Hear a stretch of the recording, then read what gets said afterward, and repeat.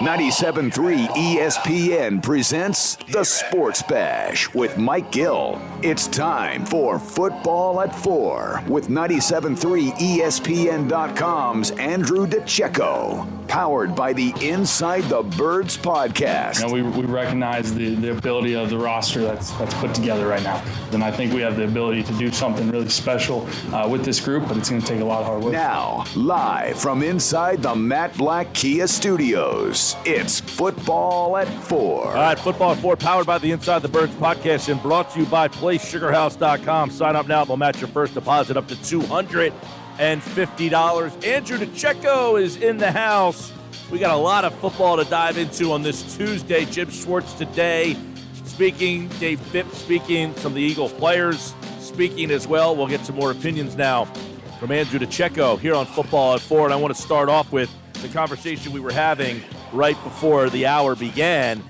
Today, Jim Schwartz said that Avonte Maddox, Andrew, will be back on the outside when he is healthy and ready to go, which we presume this week. He was active last week. He played some zone schemes for them and some special team stuff. But getting Maddox back, does that change the level of defense that we should see from this Eagles team? Yeah, I mean, it certainly helps. I mean, you never want to have a 5'7" corner in Nickell Robey-Coleman or Cravon LeBlanc outside or Will Parks playing on the outside. Avonte Maddox is the best option that they have to play in that second cornerback spot. Is he ideal? No, he's ideally more of a nickel corner, which I think will ultimately be his role next season.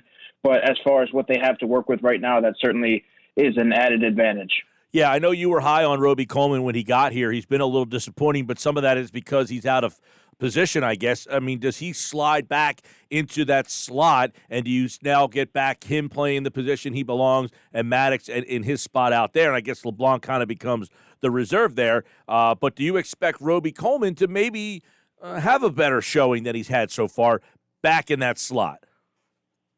Yeah, I do. Once you get him back to his natural position, I think he should be playing a little bit more to the level that we've all grown accustomed to him playing over the past few seasons. But that's not to negate the effort that he's played with as far as the tackling concerns. And it seemed like he kind of gave up on that Daniel Jones run down the field. These are certain areas that he's going to have to clean up, that no matter what position you're in, you have to be able to make these plays. Yeah, I was going to ask you, what has been the most disappointing part about Robey-Coleman? Like, why did you like him as a fit when they signed him, and what has disappointed you about him now that he's here? Well, I liked his physicality for being only 5'7". I thought he was around the football a lot. He was a sound tackler. He was a good blitzer.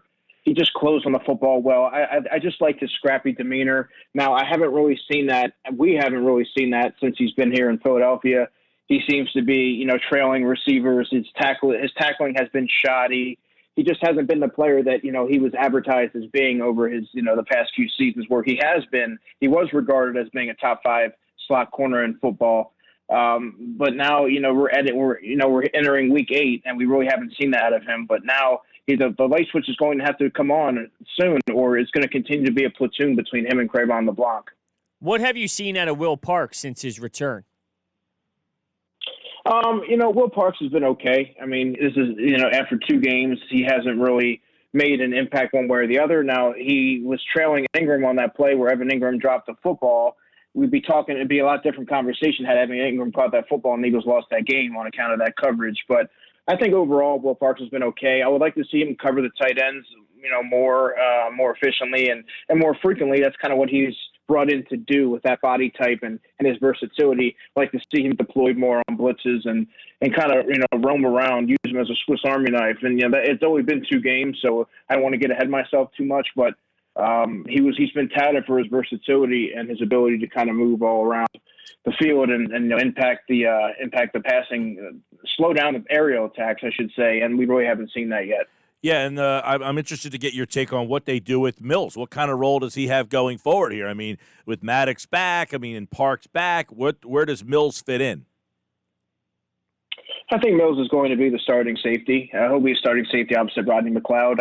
I think someone like Will Parks is best utilized as not really having a role, being a positionless defensive back where you can move him around and let him roam around the secondary, and Jim Schwartz can deploy him wherever he sees fit based on the looks that he's getting. I think that's his best role. But I think Jalen Mills will continue to be in that, in that strong safety spot.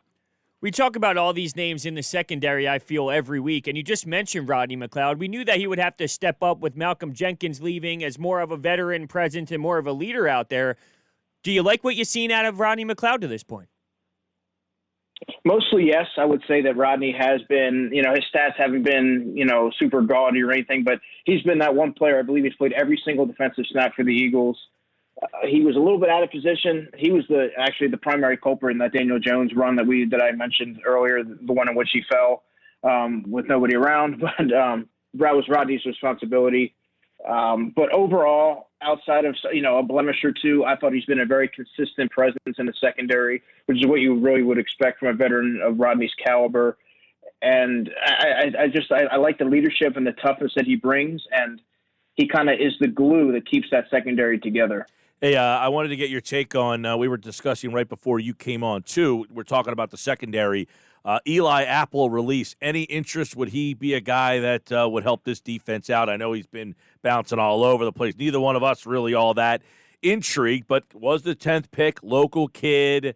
And I know he didn't, he's been injured a lot, too. Yeah, I thought I might be asked about Eli Apple. That's a resounding no from me. He's been bouncing around bunch of different rosters. He hasn't been able to stick in one position. You mentioned he was a first-round pick, and he is young. He is a young player, but, with that said, having someone of that, with that pedigree bounce around all these different teams and not be able to find a consistent role on any of those teams is concerning. And, if I'm the Eagles, I'm staying away. Yeah, I know he was all right with the Saints, and then they decided not to retain him, and that's not like a defensive powerhouse down there. And then, at my point, if Matt Rule gives up on you, I mean, he seems like a guy who would be, hey, we're going to give guys chances. He gave him a chance, and if he decides can't do it, that tells me, I think, all I kind of need to know about Eli Apple. But what is, other than the linebacker spot, which we know the limitations of the Eagles linebackers, how do you feel about the rest of this defense? We're getting about halfway through this. The team's starting to get a little healthy here. You're starting to get back to full strength. The defense is pretty much at full strength, other than Malik Jackson being out. How do you feel about this defense moving forward, especially when you stack them up with Seattle doesn't have very good defense, New Orleans defense is iffy, Green Bay's defense is okay. How do you feel about this Eagles defense? Well, I like the way that the defense is trending, but they do have some problem areas there, such as the middle of the field. Outside of linebacker, they haven't been well adept at covering the middle of the field from the nickel corner spot. They've been giving a lot of yards to slot receivers such as Tyler Boyd and the Rams receivers that lined up in that role, Cooper Kupp and Robert Woods. And then you look at outside corner. Outside of Darius Slay, that second corner spot, no matter who lines up there, is going to be targeted early and often from whatever team they play, and it's going to be Avonte Maddox. Avonte Maddox is 5'9". No matter what receiver you put against Avonte Maddox on the outside, they're gonna have that catch radius. They're gonna have that size advantage over him. Avonte is as scrappy as he is, as instinctual as he is. He's not going to win routinely on those contested ball situations, and those are areas of opportunities that teams are going to continue to pounce on with the Eagles. What have you thought about Hargrave's production since coming back from the injury? We talked about him when he came here, like this big signing, playing next to Fletcher Cox and being in the mix with Malik Jackson. And I don't know, maybe it's just me, but I feel like I'm a little bit underwhelmed at this point. No, I don't think it's just you, Hunter. I would agree with that. I think that when, Hargrave, who was brought in, he was touted as this, that was the Eagles' prize free agent signing, and he was very much an ascending player, and he still is in some regard. He's only 27 years old, but you haven't really. It's been a very slow progression with Javon. Obviously, he had the pec injury and missed some time this summer.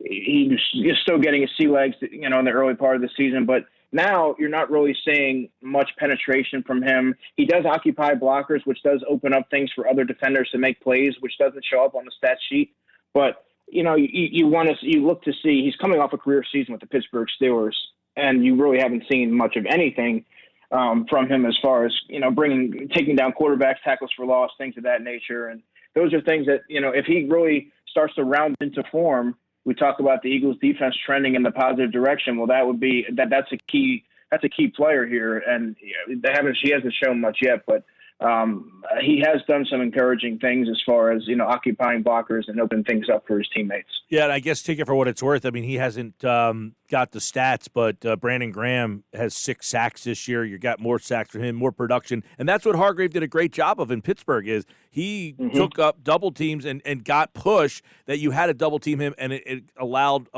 other guys to get sacks. So this Eagles defensive line, if they can continue to get to the quarterback, that could be a big game changer because, look, they've played the Giants, who have a terrible offensive line, Cincinnati, awful offensive line. This Dallas team has an awful offensive line. And if they can't get pressure against teams like that, they might need to change their game plan.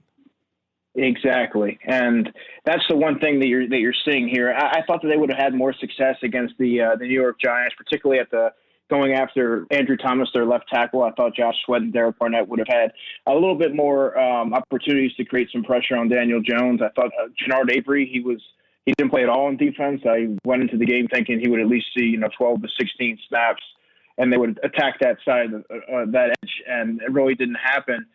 Like you said, they need to be able to capitalize on some of these porous offensive lines because the Eagles' defensive line, that is their calling card. That's what's going to be able to keep them in games. And if they're not able to get home, obviously Jim Schwartz doesn't believe in blitzing very much if they don't get home with their front four. The back end is going to be susceptible to some big plays. Yeah, I know, too. The back end you mentioned. Darius Slay, he's obviously their guy. This week it's an interesting matchup, though. You got CeeDee Lamb, you got Amari Cooper, who's really had good games against the Eagles. Gallup has had some good games. How do you see the secondary matching up with Dallas? I know you might get Ben DiNucci and you might get Andy Dalton, but they do have some playmakers. Yeah, and no matter who's throwing the football, they're going to have an advantage at their wide receiver position. I mean, I thought Andy Dalton, as many games as he started in the NFL, I did not see the offense sputtering quite like it did with him at the helm. That was kind of surprising me because he should be able to put up 28 points with his eyes closed with that kind of talent around him. But you have someone like Ben DiNucci, yes, there's going to be opportunities. I think that you're going to see Darius Slay on Amari Cooper, and CeeDee Lamb's played a lot from the slot, so you're going to see some Nickell Robey-Coleman, probably some Strap because he has a little bit more size to him, a little bit more length from the cornerback spot. And then on the other side, Michael Gallup, you're going to probably see – he's going to see a lot of Avonte Maddox. So that's kind of how I see that shaping out. Yeah, I know today Jim Schwartz was asked about Alex Singleton and the blitzing role, and he kind of insinuated that we're not calling blitzes. He's kind of using some intuition there. But are you getting some sense that Schwartz is starting to trust Singleton more and that he is becoming more of their main linebacker? We kind of hit on this a little bit yesterday, but after hearing him talk about that today, it almost seems like Schwartz is now kind of looking at Singleton as the main linebacker. Yeah, and to an extent, that's a little bit scary, knowing that he was he was nearly on the outs when they were during roster cutdowns. But yeah, Alex Singleton is the Eagles' best linebacker, and he has shown a lot over the past few weeks as far as being an instinctual player that swarms to the football, did a great job disengaging from blockers, diagnosing plays fairly quickly. Just a lot of instinctual plays that you're not seeing from the other players that they have there. And I think he keeps stacking these good games on top of one another. And when you keep doing that, you're proving that one game wasn't a fluke. This is the player that he is. And he is able to make these plays. And I think, I mean, obviously, ideally, on any team around the NFL, Alex Singleton's probably a third or fourth linebacker, but with the Eagles, he's their best linebacker. And until he proves that that he can't hold his own out there, I think he deserves to be out there. He's proven with every opportunity he's been given that he can find the football and make positive plays when he's out there. Well, in a league where they want the undersized, faster guys, I mean, he brings that to the table at least, and I think he at least has linebacker skill and intuition. That to me is something that Geary lacks the most, is just having the intuition of being a linebacker. I mean, obviously he was a safety in college, and I think he lacks that when you see his footwork and his reads out there. I just don't think he understands the linebacker position fully yet. Well, where I think Nathan Gary particularly struggles is from an eye discipline standpoint. Oftentimes quarterbacks are able to fool him with their eyes. He gets caught often looking into the backfield, and he doesn't have the makeup speed, the instincts to be able to close on the football late. If he's off a beat or two, well, guess what? Teams are going to attack him, and they have been attacking him with at a high frequency, and he's been giving up plays. He just doesn't have the football IQ that for some reason Jim Schwartz has always touted him for. He keeps getting fooled by undisciplined mistakes, and he's very easily manipulated. Andrew DiCecco, Football at 4, powered by the Inside the Birds podcast. Today, Dave Phipp, he was asked about Jake Elliott. It sounds like, and I'm included on that, no one's hitting the panic button on Jake Elliott. He missed a 29-yarder, but most of his misses have been 50-pluses, and I'm not going to get on a guy for missing a 50-yarder every now and then, but are you concerned about Elliott? Because it seems that question is starting to come up from more people. Yeah, initially I kind of brushed it aside, and I thought he kind of worked his way out of it, and then you start to see it rear its head again last week with, a miss that we haven't grown accustomed to seeing Jake miss in quite some time. I think now it's gonna sound off some alarms here when you're seeing your normally short-footed kicker miss these routine kicks. And when you really look around the NFL, the kickers around the NFL, it's one of those positions where you're starting to see, with the exception of maybe 3 or 4 guys that are really entrenched as being one of the prominent kickers in the NFL. You're seeing a lot of guys shuffling in and out of rosters. A lot of teams are keeping a second kicker on the practice squad because they might not be 100% sold or confident on the ones that they have. And there's just not a whole lot of stability from that position. I think still, Jake's errors, recent miscues aside, I still think he's one of the better kickers in the National Football League. However, he needs to get this corrected over the next couple of weeks, or he won't be, the shelf life for kickers have proven that he's not going to be around here much longer. Another thing that was mentioned was DeSean Jackson wanted to go back and return that punt. There was some conversation about, was it the right move by Doug Peterson to put him back there? He's a guy coming back from injury who's clearly limited. Is it worth putting him in that spot? Well, now you hear that DeSean Jackson was the one that was vocal about wanting to go back there. Does that change your thoughts at all? No, not really. I mean, in that situation, the Eagles put DeSean in there for a home run type of situation when they're trying to make a big play or close out a game or something of that effect. And obviously, Greg Ward is their primary returner. Greg Ward is more of a sure-handed guy that you want back there that's going to cleanly field the ball. He might give you 6 or 7 yards per return, but he's not going to break the long one.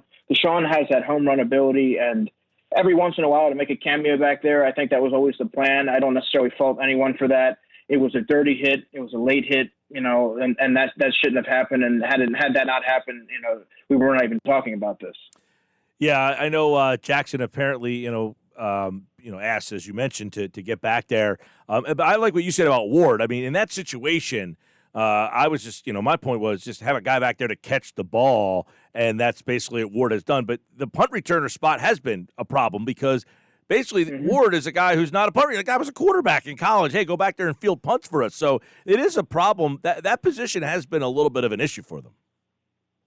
Yeah, it has, and they don't have that game breaker from that punt return spot. And like I said, you need to flip the field position. Greg Ward's not going to be that guy, but he is going to be someone that you can confidently say, if he's back there, he's sure-handed, he's going to catch it. You remember Reno Mahe, of course, from the early 2000s. He was another guy that, he always got ribbed for fair catching the football, but he rarely ever dropped it. And when they got rid of Reno and they brought in J.R. Reed and they had Greg Lewis fielding punts and they both fumbled it, again, I think it was in the season opener in 2007.